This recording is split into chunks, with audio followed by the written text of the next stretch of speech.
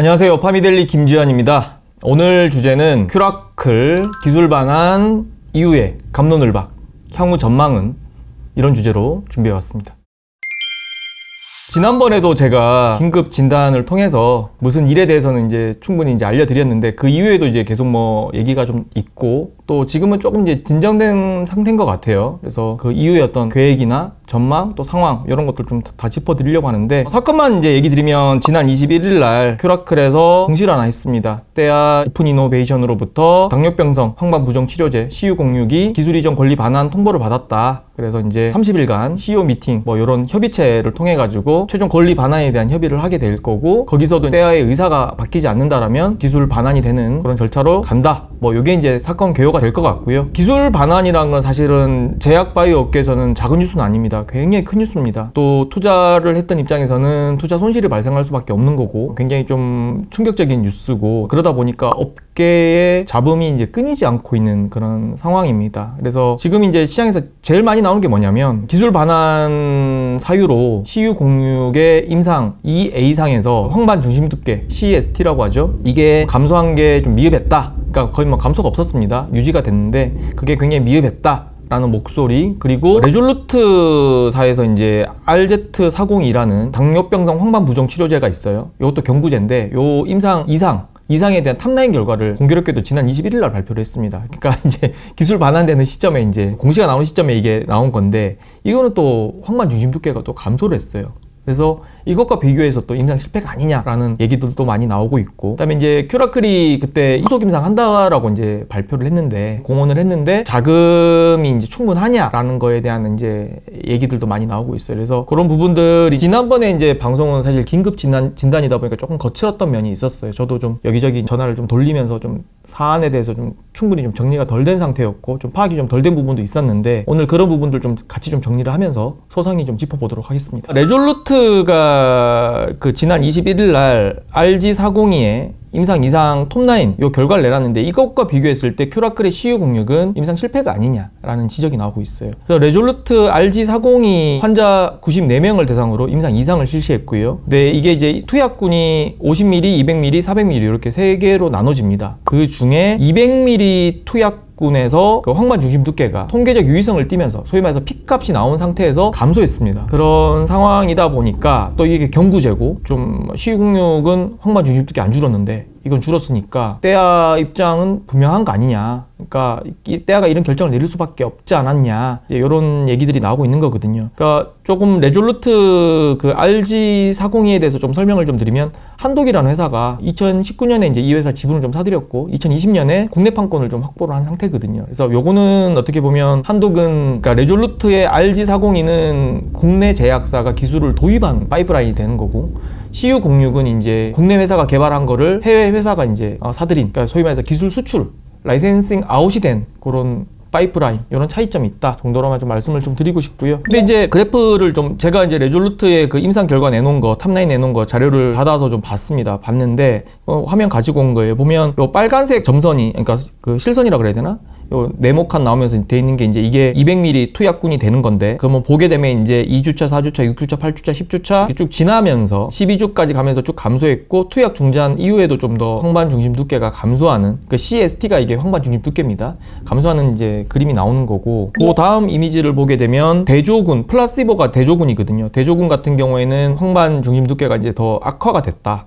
더 두꺼워졌지만 RG402의 200ml를 투약한 투약군들 같은 경우에는 그 황반 중심 두께가 이제 좀 감소한 그런 그래프가 왼쪽에 나와 있는 거고 그 오른쪽에 이제 그 단편으로 이제 촬영한 사진이거든요. 위에 있는 사진이 기저치인데 기저치 대비해서 좀 평평해진 그런 모습들이 나옵니다. 그래서 황반 중심 두께가 이제 좀 줄어들면서 좀 치료가 되는 그런 과정 이런 것들이 이제 확인이 됐다라는 그래프가 될 것 같고 요 아까 90 제가 3명이라 그랬나요? 요 보게 되면 이제 200ml 투약군 같은 경우는 23명이 이제 투약이 됐고요. 그 다음에 이제 여기 밑에서 두 번째 칸, 그러니까 200ml 칸에서 두 번째 칸 보게 되면 그 70이라고 돼 있죠. 그래서 임상자의 어떤 시력이 전체적으로 평균적으로 봤을 때는 0.5 정도, 그러니까 중앙값이 이제 0.5라는 얘기입니다. 70글자를 볼 수 있는 그런 사람들이니까 그런 사람들을 대상으로 임상을 했다. 이렇게 이제 볼 수 있는 거고, 일단은 뭐 결과가 이렇게 나왔다 라는 걸 먼저 좀 정리를 해드립니다. 그러니까 지금 이제 이 얘기가 계속 나오고 있어요. 그래서 당연한 결과다. CU06은 레졸루트 RG402와 비교했을 때 이거는 뭐 누가 봐도 실패고,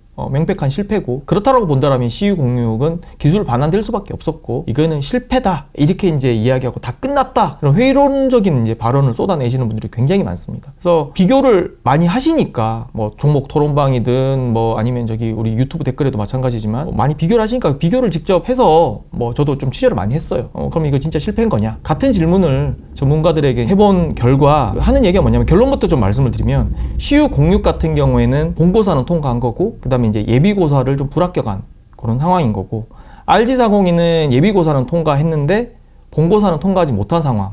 그러니까 좀 아직 정리가 잘 안 되시죠. 그러니까 다시 말씀드리면, 당뇨병성 황반부종 치료제의 최종 목표는 뭐냐면 결국엔 시력 개선에 있는 겁니다. 근데 이제 CU06은 황반 중심 두께가 감소는 하지 않았는데 시력 개선 효과는 나타났던 거고, 그러니까 최종적인 그 치료제의 목표에 대해서는 가능성을 이제 보여줬던 거고, RG402 같은 경우에는 황반 중심 두께는 명확하게 줄어들었어요. 200ml 투약군에서. 그런데 시력 개선 효과는 해당 임상에서 입증을 하지 못했습니다.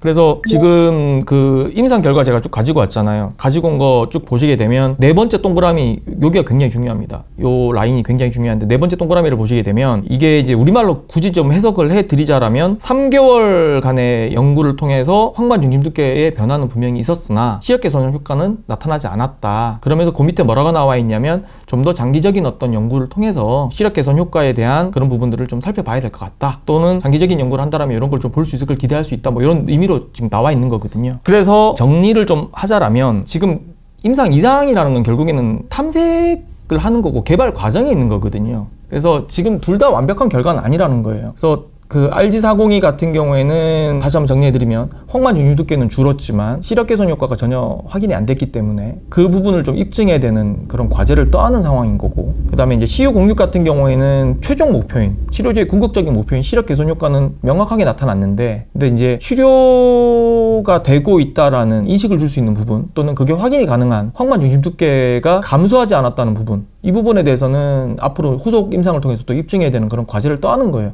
그러니까 둘 다 숙제를 지금 하나씩 안고 있는 상태인 겁니다.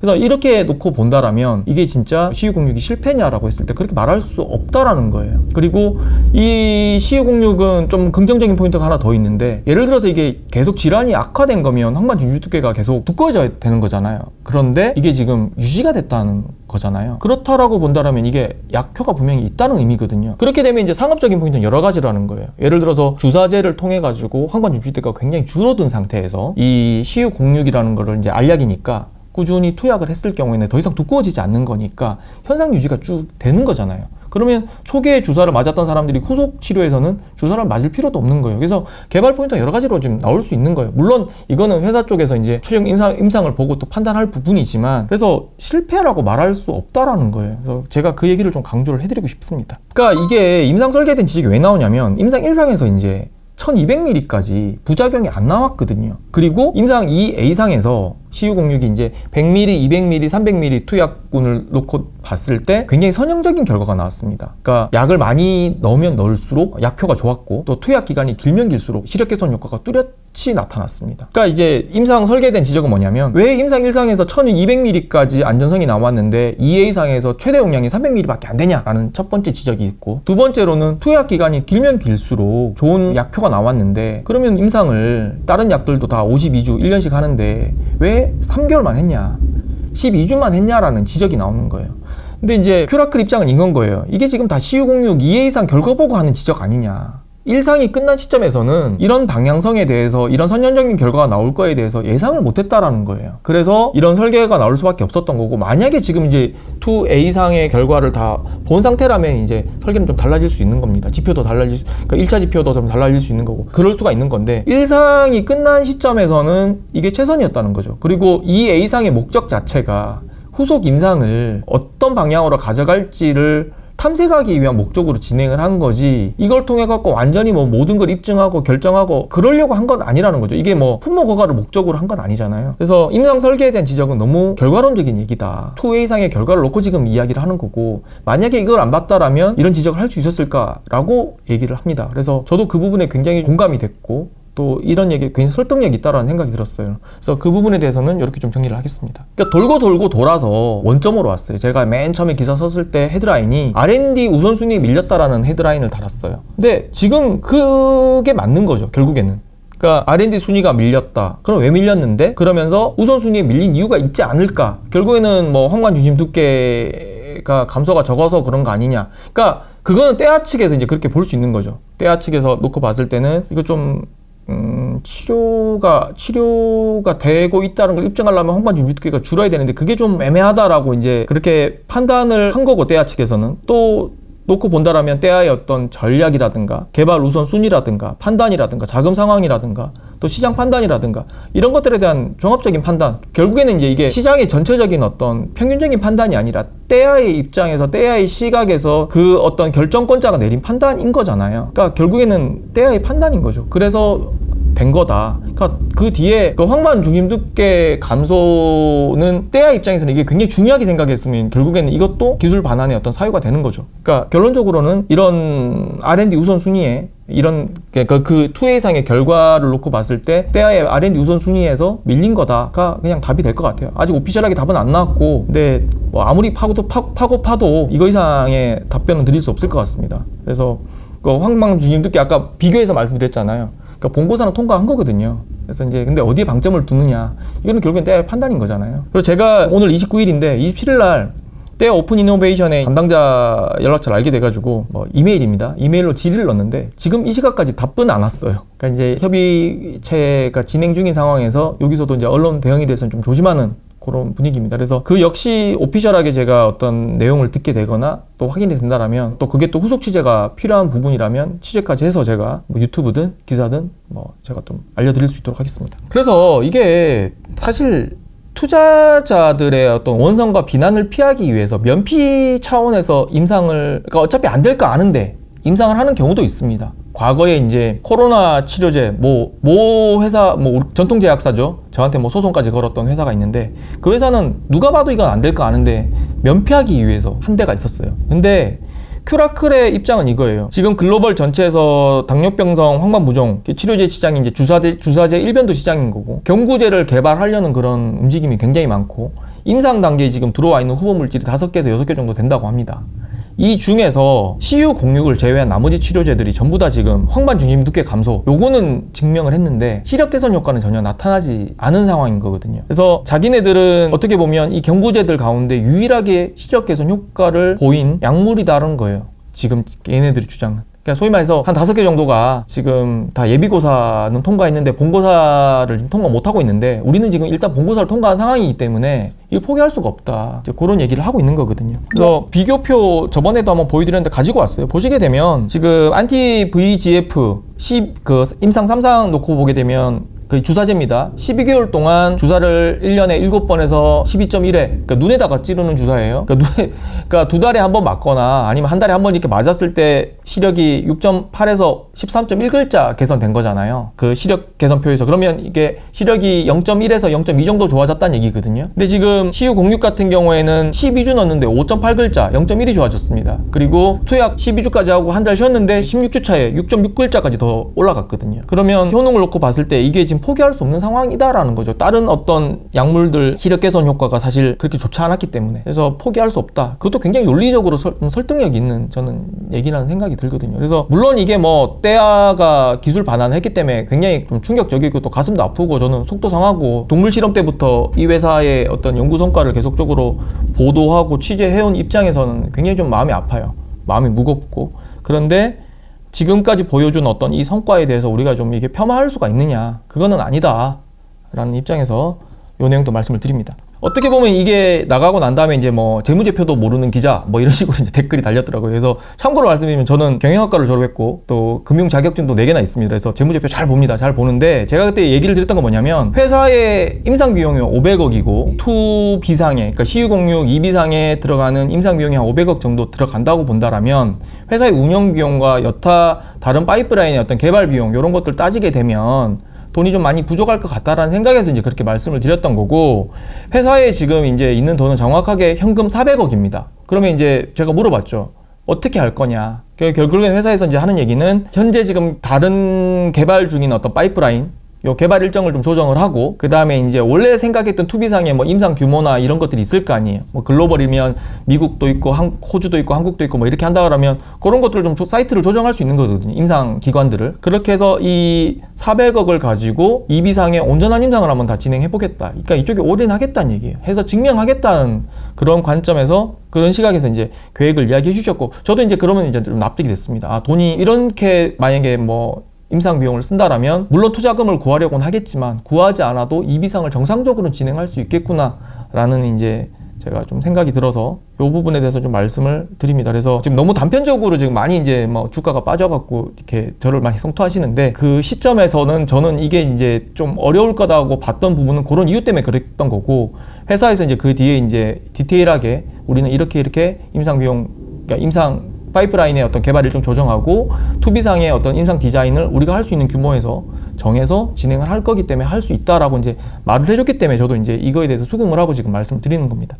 뭐 단순 계산만 해보셔도 사실 400억 있는데 임상만 500억 든다고 하면 마이너스 100억 나는 거고, 회사 또 운영비용도 나가야 되는 거고, 그 500억이라는 돈은 또는 400억이라는 돈은 어떻게 보면 이제 다 CRO에 주는 돈이거든요. 회사 비용은 또 별개이기 때문에 또 다른 파이프라인도 있고, CU104 같은 경우 지금 IND를 제가 다 내놓은 걸로 알고 있습니다. 그러면 이제 그런 비용들 다 생각을 하면 사실 마이너스가 나는 건 사실인 거거든요. 근데 이제 후속 계획이 났기 때문에 이렇게 다시 한번 정리를 해드립니다. 클로징을 해야 될 것 같은데요. 떼아라는 회사는 어떻게 보면 안질환 전문 회사입니다. 그래서 적응증을 쪼개가지고 기술 수출을 할 수밖에 없었어요. 큐라클 입장에서는. 그런데 이 CU06은 알약입니다. 알약이라는 거는 온몸에 전신작용을 한다는 얘기거든요. 그 얘기는 당뇨병성 황만 부종뿐만 아니라 우리 몸에 있는 어떤 혈관에 관여하는 질환들은 다 커버가 될 수 있다는 얘기거든요. 그래서 뭐 꼭 당뇨병성 황만 부종이 아니라, 그러니까 당뇨병성 황만 부종에서 만약에 정말 실력을 입증하면 다른 데도 다 효능을 입증할 수 있는 부분이 생기는 거거든요. 그렇다라고 본다면 적응증을 쪼개서 기술 수출했지만 지금 반환된 입장에서 놓고 봤을 때는 이걸 아예 묶어가지고 더 큰 제약사에 팔 수 있는 그런 상황도 생겼다. 그런 얘기도 좀 드리고 싶고요. 이번에 이제 물어보니까 큐라클에서는 바이오 USA의 그 BD 하시는 분들, 소위 말해서 이제 뭐 개발하고 뭐 이렇게 전략 세우시는 분들이 바이오 USA 샌디에고에 온다고 들었습니다. 그래서 여건이 되면 만나서 제가 좀 더 소상한 얘기 한번 들어보고, 또 취재로 좀 전할 내용이 있으면 유튜브든 기사든 뭐 제가 좀 전할 수 있도록 하겠습니다. 여기까지 하겠습니다. 감사합니다.